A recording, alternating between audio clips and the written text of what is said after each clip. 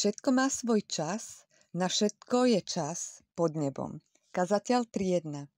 Nebeský Otče, ďakujem Ti, že môj život je v Tvojich rukách a že na každé obdobie, ktorým prechádzam, máš svoj Boží zámer. A keď nerozumiem časovaniu, ja verím, že Ty všetko konáš pre moje dobro. Nauč ma byť trpezlivou v čakaní, vernou v procese a radosnou na ceste. Pomôž mi rozpoznať obdobie, v ktorom sa nachádzam a kráčať ním s múdrosťou, milosťou a pokojom. Vzdávam sa svojich vlastných plánov a dôverujem Tvojej dokonalej vôli. V Ježišovom mene amen. Ja vyhlasujem, že som v Božom čase, nie vo svojom vlastnom. Každé obdobie môjho života má svoj zmysel a nič nie je zbytočné.